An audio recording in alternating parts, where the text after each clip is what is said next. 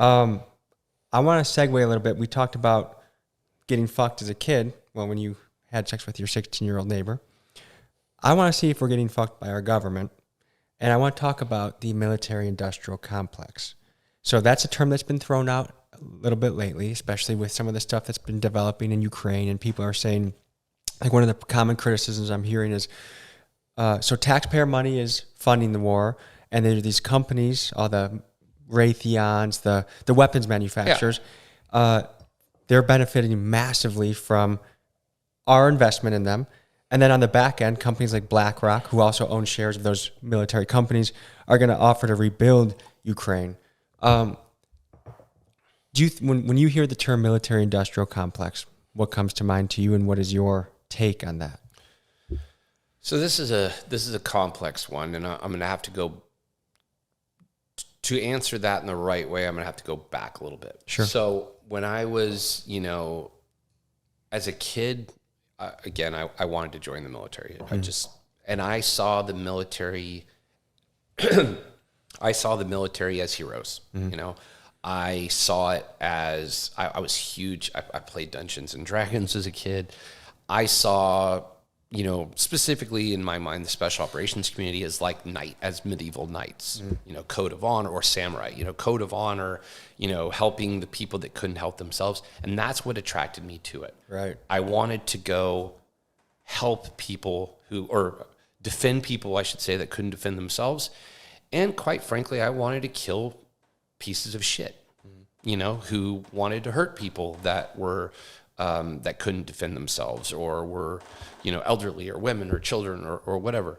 I was very attracted to that. And in that sense, because I separated that from like the Rambo thing, but in that sense, I absolutely wanted to be a hero in that sense.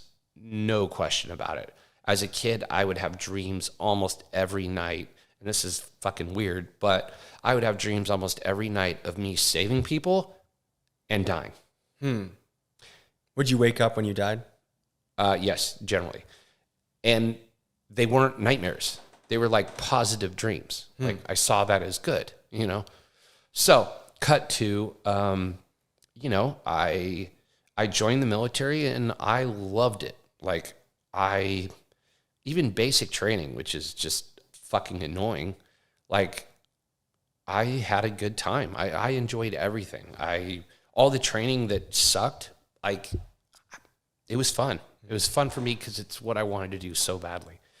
Now cut to, 9/11 happens.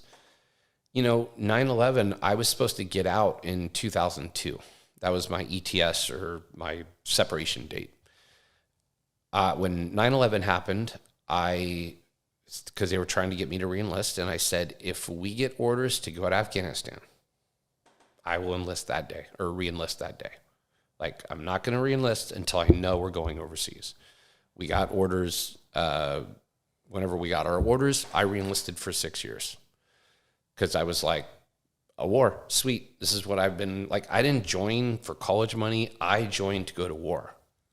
Kind of ironic considering I joined when there was no war going on. But when a war did happen, that's what I was here for, or there for. So now I go to Afghanistan the first time, and again, it was what I wanted. So I enjoyed it. I get back from that. I enjoyed it so much. I'm like, I'm going to go to the next level up. So I went through selection process, went to a place we talked about earlier, went through that training process, took a while. Then I went eventually to Iraq with that unit. Again, had a great time. I loved it. I went to Iraq again, like the way I saw it at that time,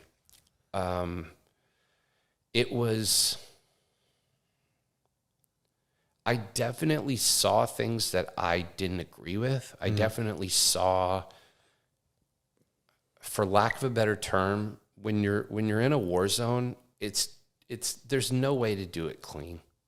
There's just not. The whole mechanism is just for lack of a better term, it's sad. I don't know how else to put it. It's just sad because by and large, good people get fucked, and the people that benefit are never at risk, by and large. And so the crazy part is, far as, like the anti-war stuff during Iraq and, I saw, it's weird to be in a position where people are telling you something on what they feel, but they're not experiencing it firsthand.